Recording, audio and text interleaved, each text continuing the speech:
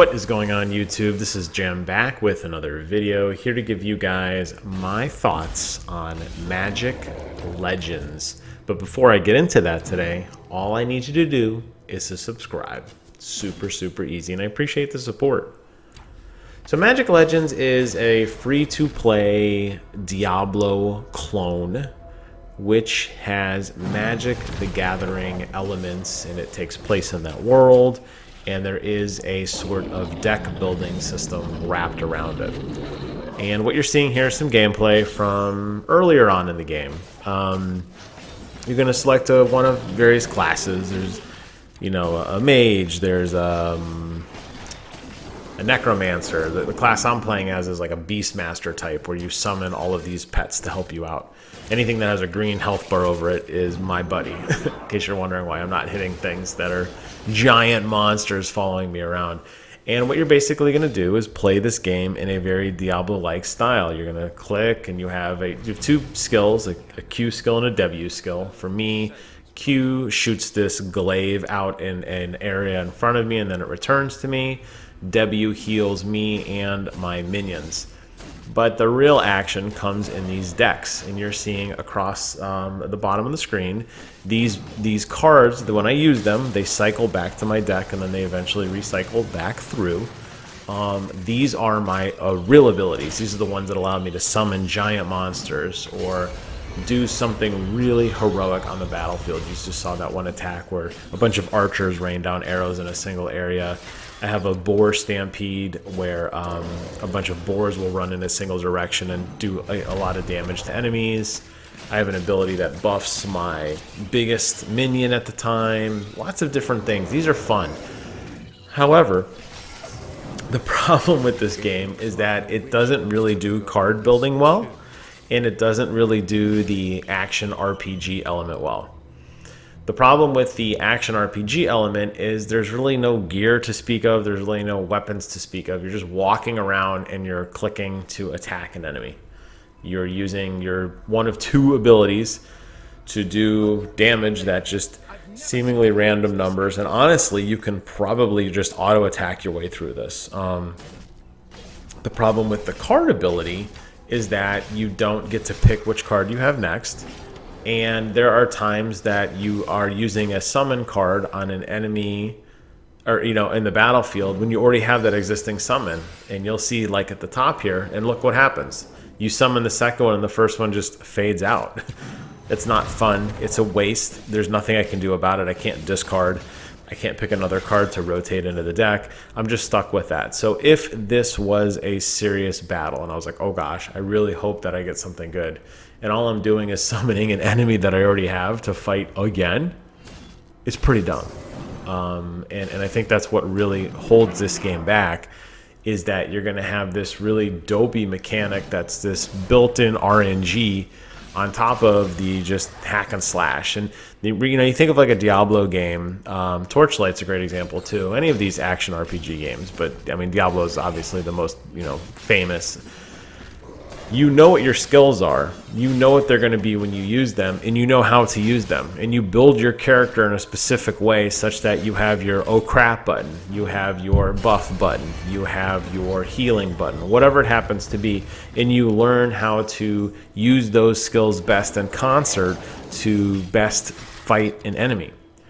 The problem with a game like this is that you don't have that luxury, and instead you are really just kind of at the whim of the game to get these cards that may or may not be the ones you need at the time. There were times that I was fighting a particularly hard enemy and I got my two high damaging cards back to back, and I burned the enemy down in a matter of seconds.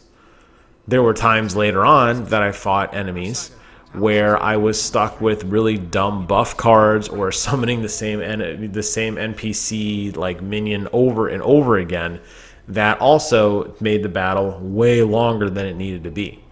So I didn't really feel like there was a consistent experience in here, and you're really kind of at the whim of the game.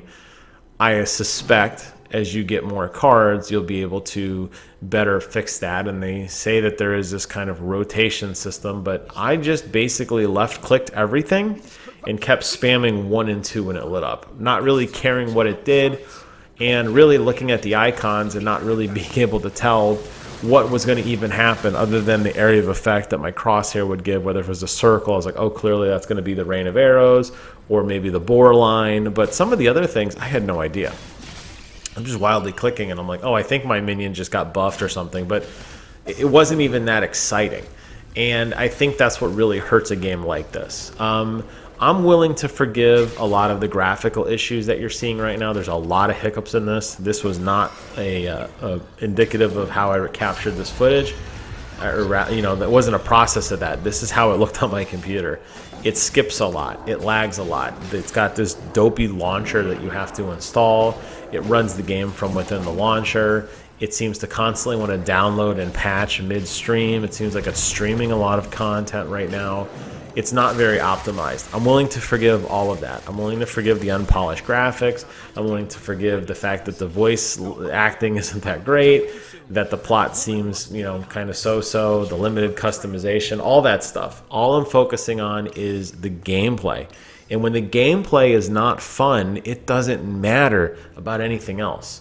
It doesn't matter how much the game gets polished. It doesn't matter if they fix or tighten up the graphics and add in a little bit better detail, or they tighten up the gameplay so you're not skipping and airwalking and clipping into simple objects. That I don't care about. And I know I'm picking on all that because it's really unexcusable, but I'm okay with that because we're in early access. You can tighten those things up. You can't tighten up the gameplay loop. And if the gameplay loop is what they think this is, and this is they're putting their best foot forward and they're saying, look, this is what we offer, I don't think this game's going to have a lot of traction because there are much better deck building games that exist on their own, and there are much better action RPG games that exist on their own. You don't necessarily need them both tied together in a format like this. Now, if the cards had more consequences with them, if you could only use them once in battle, and maybe this played out more like an MMO where you had maybe like 10 things across the bottom of your bar, and you could only use an ability once, and then it was gone forever.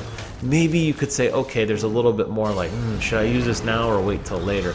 But in this case, you're just spamming constantly an auto attack, and you're spamming just 4 keys. I know later on I did unlock more abilities. I was able to cycle more things out at a time. But, in the initial part of the game where most people are going to look at this instantly and go, oh, there's only 2 things going on, like this is not fun. You'd be right. It doesn't get any better. When you get more slots, yes, you do now have a little bit more variant. You can hold on to your oh my gosh card for your mass healing or your mass AoE attack if you get overwhelmed. Absolutely.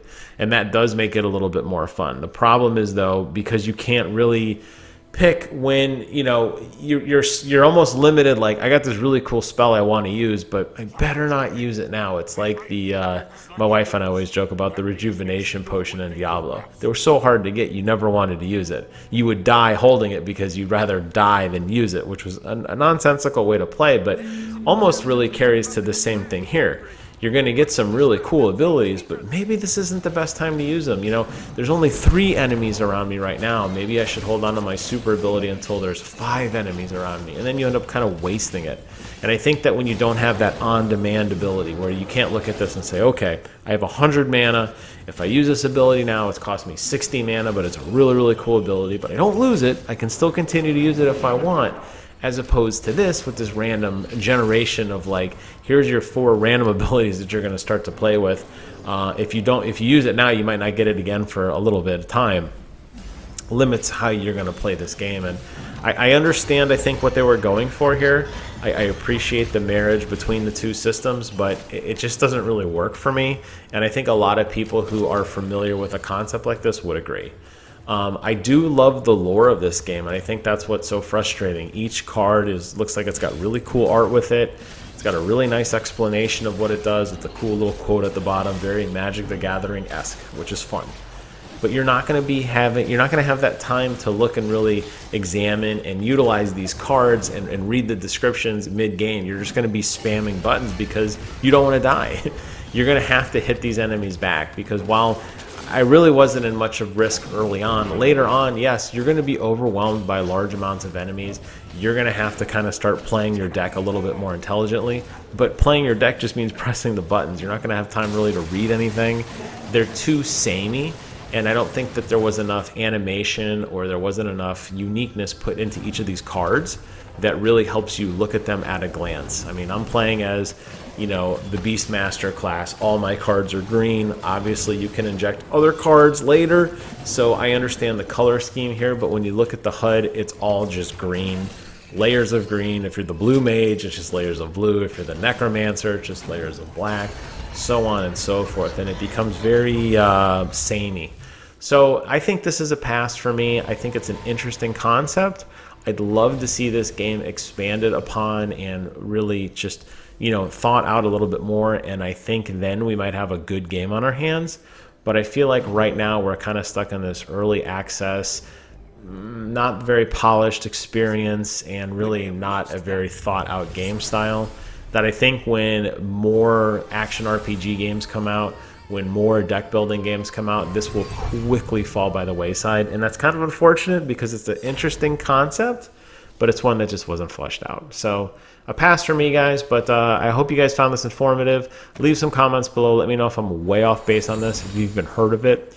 It is free to play. It is coming to older generation consoles, so if you don't have a PC, you can check it out very soon on PlayStation, on an Xbox. I assume it's coming to Switch. It's not that graphically intensive, so you should be able to run it on the Switch, but time will tell. But anyways, that's it for me. Thank you all so much for watching. Please take care of yourselves, and until next time, I will see you guys on the other side.